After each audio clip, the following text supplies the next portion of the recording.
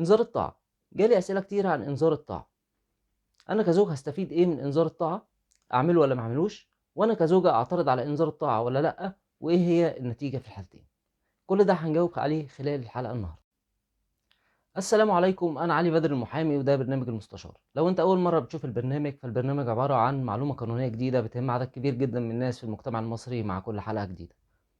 أول حاجة هنقولها في إنذار الطاعة، إنذار الطاعة بيستند لنص المادة 11 مقرر ثانيًا من قانون الأحوال الشخصية رقم 100 لسنة 85. المادة دي بتقول: إذا امتنعت الزوجة عن طاعة الزوج دون حق توقف نفقة الزوجة من تاريخ الامتناع، وتعتبر ممتنعة دون حق إذا لم تعد لمنزل الزوجية بعد دعوة الزوج إياها للعودة على يد محضر، وده لشخصها أو من ينوب عنها، وعليه أن يبين في هذا الإعلان المسكن. طيب يعني إيه الكلام ده؟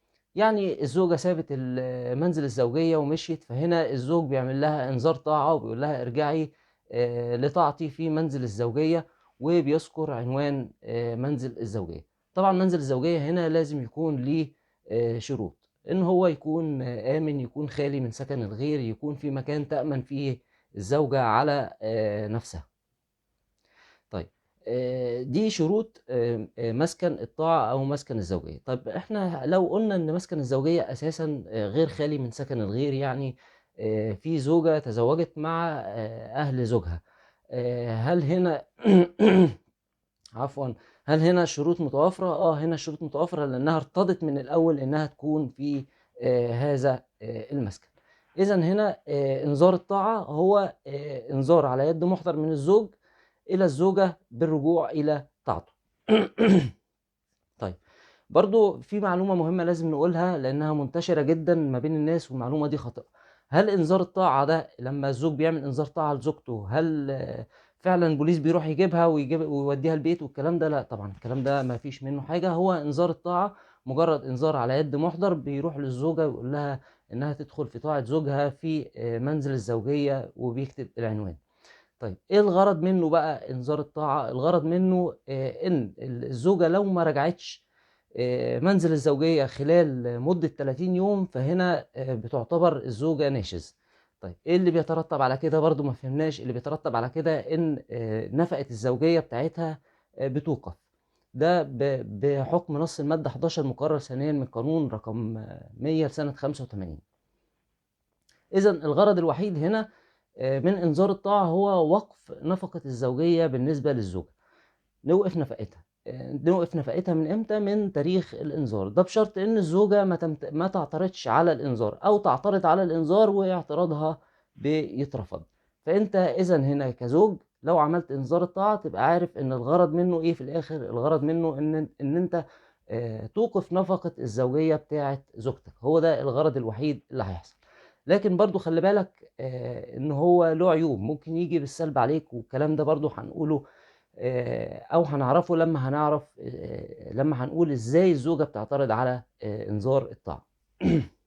طيب الزوجة هنا جالها إنذار طاعة، هل تعترض والّا ما تعترضش؟ طيب هو طبعًا كل حالة على حدة، ليها النصيحة بتاعتها. لكن في المجمل كده أنتِ كزوجة سِبتِ منزل الزوجية، فأنتِ ممكن تكوني رافعة قضية خُلع أو قضية طلاق مثلًا. ففي الحالة دي خلاص أنتِ مش عايزة نفقة زوجية، فخلاص ما ترديش على إنذار الطاعة. أو إن أنتِ لسه ما رفعتيش وعايزة ترفعي فعلًا خُلع أو عايزة ترفعي طلاق، فهنا لمّا هييجي لِك إنذار الطاعة لازم تعترضي عليه خلال 30 يوم. وناخد بالنا إن الاعتراض هنا بيبقى خلال 30 يوم من تاريخ استلام الإنذار، وبيكون دعوة قدّام محكمة قضية قدّام محكمة الأسرة، اعتراض على إنذار طاعة وتطليق. اعتراض على إنذار طاعة بس، القضية دي 90% بتترفض أو أكتر من 90% بتترفض. لازم يكون فيها طلبات تانية اللي هي اعتراض على إنذار طاعة وتطليق.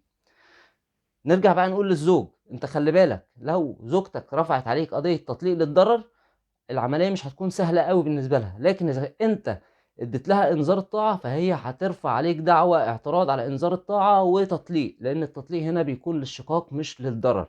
فهنا أنت بتسهّل لها المهمة بتاعتها. طيب نرجع للزوج. طيب أنت دلوقتي زوجتك اعترضت على إنذار الطاعة بقضية واترفضت القضية دي، أو إنها ما اعترضتش، ما اعترضتش بعد 30 يوم بتروح المحكمة وتطلع شهادة انها ما رفعتش عليك قضية خلال 30 يوم من تاريخ الانذار، وهنا انت كده اثبتت ان الزوجة ناشز. طيب هتوقف نفقتها ازاي؟ توقف نفقتها بقضية قدام محكمة الأسرة، هترفع عليها قضية اثبات نشوز للزوجة ووقف نفقتها. وقف النفقة هنا بيكون من تاريخ الانذار، يعني من تاريخ ما عملت لها الانذار هتقدر تسترد منها النفقة اللي انت سددتها لها كنفقة زوجية مش كنفقة صغار. ناخد بالنا من الحكاية دي. طيب نرجع بقى للزوجة تاني. طيب انت اعترضتي ايه؟ اعترضتي باعتراض على انذار طاعة وتطليق.